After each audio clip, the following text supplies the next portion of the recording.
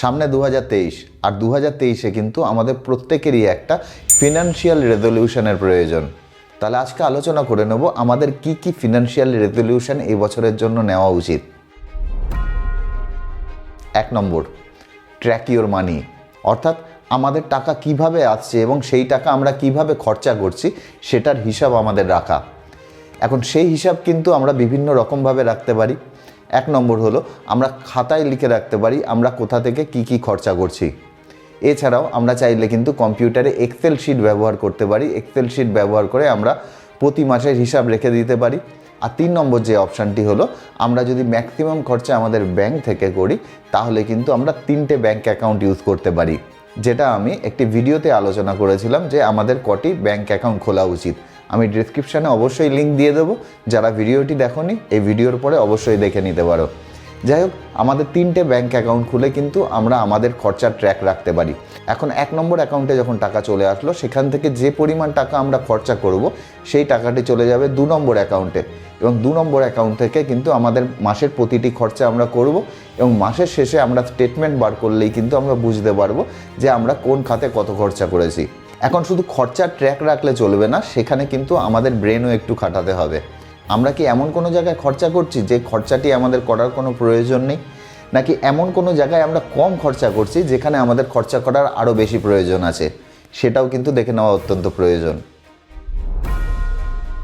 2 নম্বর point হলো select correct bank. আমরা কিন্তু আমাদের লাইফের যে প্রতিটি জিনিস কিনি সেটা কিন্তু অনেক ভেবেচিন্তে কিনি। আমরা যদি কোনো কারণে আমাদের বাড়ি কিনি, আমাদের গাড়ি কিনি, ইভেন আমাদের যদি কোনো টি শার্টও কেনার প্রয়োজন হয় তাহলে কিন্তু আমরা 5টা টি শার্ট দেখে তারপরে আমরা সেই টি শার্টটি কিনি। কিন্তু ব্যাংকে অ্যাকাউন্ট খোলার জন্য আমরা তখন কিন্তু আমাদের মাথা ঘাটাই না। আমাদের বাড়ির সামনে যে ব্যাংকটি আছে সেখানেই কিন্তু আমরা আমাদের অ্যাকাউন্ট খুলে দিই, এবং এটা কিন্তু ম্যাক্সিমাম লোকের সাথেই হয়ে থাকে। এবং আজকের দিনে আরবিআই রেপো রেট বাড়ানোর পর আমরা দেখেছি অনেক ব্যাংকই ইন্টারেস্ট রেট বাড়িয়েছে। তা আমাদের নতুন বছরে উচিত আমাদের দেখে নেওয়া যে আমাদের যে ব্যাংকে অ্যাকাউন্ট থাকুক না কেন সেই ব্যাংকই আমাদের সঠিক ইন্টারেস্ট দিচ্ছে, এছাড়াও তার কম্পিটিটর যে ব্যাংকগুলো রয়েছে সেইগুলো কী পরিমাণ ইন্টারেস্ট দিচ্ছে। যদি আমাদের মনে হয় অন্য কোনো ব্যাংক অনেক বেশি ইন্টারেস্ট দিচ্ছে তাহলে কিন্তু সেই ব্যাংকে আমাদের অ্যাকাউন্টটি ট্রান্সফার করিয়ে নেওয়া উচিত। আর অনেকে একটা গো ধরে বসে থাকে যে তারা অনেক দিন হয়ে গেছে একটি ব্যাংকে অ্যাকাউন্ট খুলেছে, এতদিন পরে এসে তাদের ব্যাংক অ্যাকাউন্ট কেন চেঞ্জ করবে। তাদের গাড়ি যদি অকেজো হয়ে যায় তাহলে সেই গাড়ি কি তারা চেঞ্জ করে না, নতুন কোনো গাড়ির দিকে তারা যায় না? তাহলে ব্যাংক অ্যাকাউন্টের ক্ষেত্রে সমস্যা কি হচ্ছে? এছাড়াও কিন্তু অনেক সময় আমরা দেখি প্রাইভেট ব্যাংক আমাদের অনেক বেশি ইন্টারেস্ট দেয়। এছাড়াও স্মল ফিনান্স ব্যাংক রয়েছে যারা কিন্তু প্রাইভেট ব্যাংকের থেকেও বেশি ইন্টারেস্ট দেয়। এখন স্মল ফিনান্স ব্যাংকে সবার অ্যাকাউন্ট খোলা সম্ভব হয় না, কেননা স্মল ফিনান্স ব্যাংকের ফেসিলিটিস কিন্তু আমরা সবসময় পাই না। কিন্তু কেউ যদি এই সুবিধা পায় তাহলে কিন্তু কিছু পরিমাণ টাকা সেই ব্যাংকে ইনভেস্ট করতে পারে এবং হাই ইন্টারেস্ট সেখান থেকে আর্ন করতে পারে। এখন অনেকের প্রশ্ন থাকতে পারে স্মল ফিনান্স ব্যাংক যদি উঠে যায় তাহলে কি হবে? স্মল ফিনান্স ব্যাংকও কিন্তু আরবিআই সমস্ত গাইডলাইন মেনে তৈরি হয়, সেখানেও কিন্তু আমরা 5 লাখ টাকা পর্যন্ত একটা ইন্স্যুরেন্স পাই। তারপরেও যদি আমাদের মনের মধ্যে কোনো কনফিউশন থাকে তাহলে কিন্তু আমাদের টাকার একটা অল্প পরিমাণ টাকা স্মল ফিনান্স ব্যাংকে আমরা অবশ্যই রাখতে পারি। এছাড়াও ব্যাংক বাঁচার সময় কিন্তু শুধুমাত্র ইন্টারেস্ট নয়, আরও একটি জিনিস কিন্তু ফলো রাখতে হবে। আমাদের যেই ব্যাংকে অ্যাকাউন্ট আছে সেই ব্যাংক কি অকারণে আমাদের কাছ থেকে বিভিন্ন ধরনের ব্যাংক চার্জেস কাটছে? যদি কেটে থাকে তাহলে কিন্তু আমাদের ব্যাংকের কাছ থেকে একটা ক্লারিফিকেশান নেওয়া। যদি সেটিতে আমরা সন্তুষ্ট না হই তাহলেও কিন্তু আমাদের ব্যাংক অ্যাকাউন্ট চেঞ্জ করার প্রয়োজন আছে। নতুন বছরে আমাদের ট্যাক্স আর ফিনান্সের নলেজের জন্য আরও একটি জিনিস কিন্তু করার আছে, সেটি হলো আমাদের চ্যানেলটিকে সাবস্ক্রাইব করা এবং এই পরিবারের সদস্য হয়ে ওঠা। তাহলে ভিডিওর পরের অংশে যাওয়া যাক। 3 নম্বর পয়েন্ট হবে অবশ্যই আমাদের ব্যাংকে গিয়ে আমাদের জিজ্ঞাসা করতে হবে আমাদের ব্যাংক কি আমাদের ফ্লেক্সি ফিক্সড ডিপোজিটের সুবিধা দিচ্ছে। যদি আমাদের ব্যাংক ফ্লেক্সি ফিক্সড ডিপোজিটের সুবিধা দেয় তাহলে কিন্তু সেভিংস ব্যাংকে আমাদের যদি কোনো এক্সেস মানি পড়ে থাকে তাহলে সেই অ্যামাউন্টটি আমাদের অবশ্যই ফ্লেক্সি ফিক্সড ডিপোজিটে ট্রান্সফার করে দেওয়া, যাতে আমাদের প্রয়োজন পড়লে আমরা সেই ডিপোজিট থেকে টাকা তুলতে পারি। কিন্তু টাকা যদি আমাদের কোনো কারণে প্রয়োজন না পড়ে তাহলে আমরা ফ্লেক্সি ফিক্সড ডিপোজিটে কিন্তু সেই টাকাটি রেখে দিতে পারি। এছাড়াও যাদের কারেন্ট অ্যাকাউন্ট আছে এবং প্রচুর পরিমাণ টাকা তাদের কারেন্ট অ্যাকাউন্টে থেকে যায় তাদের কিন্তু অত্যন্ত প্রয়োজন তাদের ব্যাংকে গিয়ে ফ্লেক্সি ফিক্সড ডিপোজিটের জন্য রিকোয়েস্ট করা। অনেক সময় ব্যাংক কিন্তু আমাদের এই জিনিসটি জানায় না, তার জন্য আমাদের কিন্তু প্রচুর টাকা ইন্টারেস্টের লোকসান ঘটে। 4 নম্বর পয়েন্ট হলো রিঅ্যালোকেট আওয়ার ইনভেস্টমেন্ট। আমরা কোভিডের সময় দেখেছি যে আমাদের কিন্তু অর্থনৈতিকভাবে অনেকেরই অনেক সমস্যা ঘটেছে। যাদের ম্যাক্সিমাম টাকা শেয়ার মার্কেটে অথবা মিউচুয়াল ফান্ডে ইনভেস্ট করা ছিল তাদের কিন্তু টাকা প্রায় হাফ হয়ে গেছিলো বললেই চলে। এছাড়াও আমরা দেখতে পাই যে যারা ম্যাক্সিমাম টাকা ফিক্সড ডিপোজিটে রেখে দেয় তাদের কিন্তু টাকার পরিমাণ সেই পরিমাণে বাড়ে না। দুটো ক্ষেত্রেই কিন্তু আমাদের বেশ কিছু সমস্যা রয়েছে। তার জন্য আমাদের উচিত আমাদের প্রত্যেকেরই আমাদের ইনভেস্টমেন্ট বিভিন্ন জায়গায় রেখে দেওয়া। যেরকম ফিক্সড ডিপোজিটে আমরা রাখতে পারি, মিউচুয়াল ফান্ডে রাখতে পারি, ডাইরেক্টলি স্টকে ইনভেস্ট করতে পারি, এছাড়া আমরা চাইলে গোল্ড বন্ড কিনতে পারি। এই ধরনের বিভিন্ন জায়গায় কিন্তু আমরা ইনভেস্ট করে আমাদের টাকা বিভিন্ন জায়গায় ছড়িয়ে রাখতে পারি, যাতে কোনো একটি মার্কেট কোনো কারণে অল্প সময়ের জন্য যদি কোনো কারণে ক্র্যাশ করে তাহলে আমাদের অর্থনৈতিক দিক দিয়ে কোনো সমস্যা না হয় এবং আমরা ওয়েট করতে পারি যে মার্কেট জানি আবার ঠিক জায়গায় চলে যায়। 5 নম্বর পয়েন্ট হলো ট্রাই টু ইউজ ক্যাশ। আমাদের প্রত্যেকেরই উচিত যখন কোনো জিনিস আমরা কিনবো সেটা জানি আমরা ক্যাশ দিয়ে তারপরে পারচেজ করি। ক্যাশ বলতে কিন্তু আমি এখানে নগদে কেনার কথা বলছি না। ক্যাশ বলতে আমি বোঝাতে চাইছি যে আমাদের পুরো হার্ড ক্যাশ, এই হাড়িপাট্টি, এই টাকা দিয়েই কিন্তু আমাদের যে কোনো জিনিস পারচেজ করা। কেননা যখন আমরা কার্ড ইউজ করে কোনো জিনিস পারচেজ করি তখন দেখা যায় আমাদের কিন্তু অতটা গায়ে লাগে না এবং দেখা যায় আননেসেসারি অনেক খরচা আমরা করে ফেলি। শপিং মলে আমরা চলে গেলাম, প্ল্যান করে গেলাম যে আমার জন্য 2টো টি শার্ট কিনবো, কিন্তু দেখা গেল কেনার সময় আমি 6টা টি শার্ট কিনে নিয়ে চলে আসলাম কেননা আমার কাছে কার্ড আছে। যেই 4টে টি শার্ট কিন্তু আমার সেরকমভাবে কোনো প্রয়োজন নেই, আমি কিন্তু একটা এক্সেস খরচা করে ফেললাম। কিন্তু আমি যদি ক্যাশে খরচা করি তাহলে কিন্তু আমার সেই খরচাটি অবশ্যই কমবে। তার 2টো কারণ। 1 নম্বর হলো আমার কাছে অ্যাভেলেবেল ক্যাশ সবসময় নাও থাকতে পারে, আর 2 নম্বর হলো যখন আমরা ক্যাশে কোনো জিনিস কিনি তখন কিন্তু ক্যাশটা যখন আমরা দিই তখন আমাদের একটু হলেও কিন্তু বুকে ব্যথা লাগে, যার জন্য দেখা যায় আমাদের খরচার পরিমাণ একটু হলেও কমে। তা এখন সবাই বলবে খালি খরচা কমানোর কথা কিন্তু বলা হচ্ছে। এবার 6 নম্বর পয়েন্ট যেটি বলবো সেটি কিন্তু পুরো উল্টো। 6 নম্বর পয়েন্ট হলো এন্টারটেনমেন্টের জন্য বাজেট ঠিক করা। আমাদের ছোটোবেলার কথা মনে আছে? ছোটোবেলায় যখন আমরা প্রচুর পরিমাণে খেলতাম অথবা প্রচুর পরিমাণে কার্টুন দেখতাম তখন বাবা মা আমাদের খেলার জন্য একটা সময় নির্দিষ্ট করে দিত যে 4টে থেকে 6টা পর্যন্তই কিন্তু তুই খেলতে পারবি, এর বাইরে তুই খেলতে পারবি না। তারা যদি সেই সময়টি আমাদের জন্য বেঁধে না দিতেন তাহলে কিন্তু দেখা যাবে আমি এই 6টার বদলে 7টা অথবা 8টা পর্যন্ত খেলা শুরু করে দিতাম। এই ক্ষেত্রে যেই জিনিসে আমাদের সময় অথবা অর্থ ব্যয় হওয়ার বেশি সম্ভাবনা থাকে সেই জিনিসের জন্য কিন্তু আমাদের একটা বাজেট ঠিক করে নেওয়া অত্যন্ত প্রয়োজন। আমরা যদি মনে করি যে আমরা এন্টারটেনমেন্ট পারপাস কোনো খরচাই করব না, সেক্ষেত্রে কিন্তু সেই এন্টারটেনমেন্ট পারপাস আমাদের বেহিসাবি খরচা হয়ে যাওয়ার সম্ভাবনা অনেক বেশি থাকে।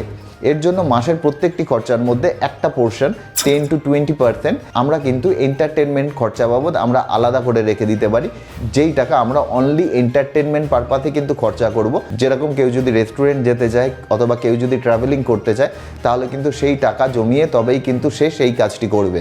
তাহলে কিন্তু দেখা যাবে আমাদের এন্টারটেনমেন্টের শখ যেরকম পূরণ হবে ঠিক একই রকমভাবে কিন্তু আমাদের বাজেটও কন্ট্রোলে থাকবে। 6 নম্বর হলো spend your time and money for financial education. অর্থাৎ আমাদের জীবনের কিছুটা সময় এবং কিছুটা অর্থ অবশ্যই আমরা ব্যয় করব ফিনান্সিয়াল এডুকেশনের ওপর। টাকা কিভাবে কাজ করে সেটা কিন্তু আমরা ম্যাক্সিমাম লোকই জানি না।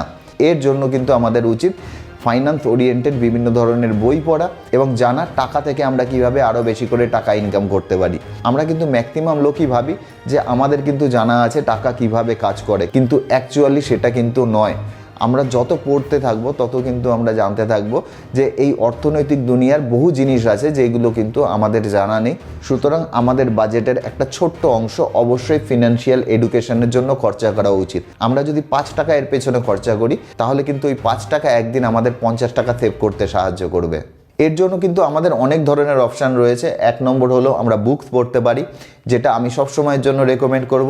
2 নম্বর হলো বিভিন্ন ধরনের ইউটিউব চ্যানেল আছে যারা কিনা personal finance oriented knowledge provide করে, যার মধ্যে কিন্তু আমাদের এই চ্যানেলটি পড়ছে, ভুললে চলবে না কিন্তু। 3 নম্বর হলো বিভিন্ন আর্টিকেল পড়া, গুগল থেকে আমরা বিভিন্ন আর্টিকেল তুলে সেইগুলো পড়তে পারি। এছাড়া 4 নম্বর আমরা বিভিন্ন ধরনের পডকাস্ট শুনতে পারি যেখান থেকে আমাদের ফিনান্সের নলেজ বাড়তে পারে। এই বিভিন্ন ধরনের সোর্স আছে যেখানে কিন্তু আমরা সামান্য ইনভেস্টমেন্টে আমাদের ফিনান্সের নলেজ আমরা বাড়াতে পারি। 8 নম্বর, don't try to be rich, অর্থাৎ বড় লোক হওয়ার চেষ্টা করো না। এটা শুনে অনেকেই হয়তো অবাক হতে পারে, কিন্তু আমি সঠিকই বলছি। Don't try to be rich, try to be wealthy. Rich আর ওয়েলদির মধ্যে কিন্তু একটা সূক্ষ্ম পার্থক্য রয়েছে। রিচ হলো সেই ব্যক্তি যার কাছে কিনা পারচেজিং পাওয়ার রয়েছে, আর ওয়েলদি হলো সেই ব্যক্তি যার কাছে কিনা প্রচুর পরিমাণে অ্যাসেট রয়েছে কিন্তু তার শো অফ করার কোনো প্রয়োজন নেই। এক্সাম্পল হিসাবে ধরি, কোনো একজন ব্যক্তি 1 কোটি টাকা মান্থলি ইনকাম করছে এবং সেই ব্যক্তি 1 কোটি টাকাই কিন্তু সে খরচা করে দিচ্ছে। এখন সেই ব্যক্তি কিন্তু অরিজিনালি একজন রিচ পারসন, কেননা সে 1 কোটি টাকা রোজগার করছে এবং তার কাছে ক্ষমতা রয়েছে 1 কোটি টাকা খরচা করার। কিন্তু ওয়েলদি হলো সেই পারসন যার শো অফ করার কোনো প্রয়োজন নেই, কিন্তু সে তার 1 কোটি টাকা থেকে একটা বড় অংশ টাকা ইনভেস্ট করবে এবং সেই ইনভেস্ট করার জন্য সেই ইনভেস্টমেন্ট থেকে যে প্রফিট জেনারেট সে করবে সেই টাকা কিন্তু সে তার বিভিন্ন জিনিস কেনা, এছাড়া তার লাইফস্টাইল ইমপ্রুভ করার জন্য কাজে দেবে। এবং একটা সময় কিন্তু এরকমও চলে আসতে পারে সেই ওয়েলদি পারসনের কোনো কাজ করার কোনো প্রয়োজন নেই, কেননা সে যে টাকা ইনভেস্ট করে রেখেছে সেই টাকা থেকেই যে পরিমাণ রিটার্ন আসছে সেটা দিয়েই কিন্তু তার সমস্ত ধরনের কাজ চলে যাচ্ছে, সে কাজ করে যাচ্ছে খালি নিজের শখের জন্য। 9 নম্বর হলো স্টার্ট ইনভেস্টিং ফ্রম টুডে। আমরা বাঙালি লোকেরা কিন্তু অনেক সময় ভাবি ইনভেস্টমেন্ট বলতেই কিন্তু জমি অথবা বাড়িতে ইনভেস্ট করতে হবে, কিন্তু জমি আর বাড়িতে ইনভেস্টমেন্ট করতে গেলে কিন্তু প্রচুর পরিমাণে টাকা আমাদের একসাথে ইনভেস্ট করতে হয়। এছাড়াও আমাদের যখন প্রয়োজন হয় তখন কিন্তু সেই টাকা আমরা সেখান থেকে তুলতে পারি না। কারো কাছে যদি এক্সেস মানি থাকে অবশ্যই রিয়েল এস্টেটে ইনভেস্ট করতে পারে, অবশ্যই একটা ভালো অপশন, কিন্তু টাকা যদি না থাকে তাহলে কী হবে? সেক্ষেত্রে কিন্তু আমরা ছোট ছোট অ্যামাউন্ট স্টক অথবা মিউচুয়াল ফান্ডে ইনভেস্ট করতে পারি। অবশ্যই স্টকে ইনভেস্ট করার সময় একটু স্টাডি করা অত্যন্ত প্রয়োজন। তার জন্য যাদের ক্যাপিটাল কম তাদের এত স্টাডি না করে মিউচুয়াল ফান্ডে সেই টাকাটি দিয়ে দেওয়া অনেক ভালো। স্টকে তারা ইনভেস্ট করুক যাদের কিনা ক্যাপিটালের পরিমাণ অনেক বেশি অথবা শেয়ার মার্কেটকে সে প্রফেশন বানাতে চাইছে, সেক্ষেত্রেই স্টকে সে ইনভেস্ট করতে চায়। যদি ক্যাপিটাল কম হয় তাহলে আমাদের লাইফের একটা বড় অংশ সময় সেখানে ব্যয় করে কি হবে? সেক্ষেত্রে আমরা মিউচুয়াল ফান্ডে ইনভেস্ট করতে পারি অথবা আমরা গোল্ডে ইনভেস্ট করতে পারি আমাদের টাকা। তা আজকে থেকেই কিন্তু আমাদের উচিত অল্প অল্প করে ইনভেস্টমেন্টের দিকে পা বাড়ানো, না হলে কিন্তু সময় বেরিয়ে চলে যাবে। আর 10 নম্বর এবং most important, be a family man. আমি আমার লাইফে বিভিন্ন ধরনের মানুষ দেখেছি, যারা দেখেছি একটু ফ্যামিলিতে বেশি সময় দেয় তাদের কিন্তু খরচার হাত কম হয়, অর্থাৎ তারা আননেসেসারি খরচা খুবই কম করেন। তার মানে এই নয় যারা ফ্যামিলি পার্সন হবে তার মানেই তার আননেসেসারি খরচার হাত কম হবে, এটা কিন্তু একেবারেই ঠিক নয়। কিন্তু ফ্যামিলি পার্সন না হলে তার খরচার হাত বেশি হওয়ার সম্ভাবনা অনেক বেশি, কেননা তাকে বাড়ির যে খরচা সেটা তো করতেই হবে, উল্টে দেখা যাবে তার বাইরের যে খরচা আছে সেটাও কিন্তু তার প্রচুর পরিমাণে বেড়ে যাবে। সুতরাং একজন ফ্যামিলি পার্সন হওয়া কিন্তু অত্যন্ত প্রয়োজন, যাতে ফ্যামিলির প্রত্যেকটি মানুষের সাথে তার একটা ইমোশন জড়িয়ে থাকে, তাহলে কিন্তু তাদের ফিউচারের জন্য হলেও তার ইনভেস্টমেন্ট করার অথবা সেভিংস করার একটা মানসিকতা তৈরি হবে। তাহলে বন্ধুরা, আশা করি ভিডিওটি ভালো লাগবে। ভিডিওটি ভালো লাগলে অবশ্যই বন্ধুদের সাথে শেয়ার করো আর চ্যানেলটি সাবস্ক্রাইব করতে ভুলো না। তাহলে বন্ধুরা, দেখা হচ্ছে নেক্সট ভিডিওতে, ততক্ষণের জন্য বাই।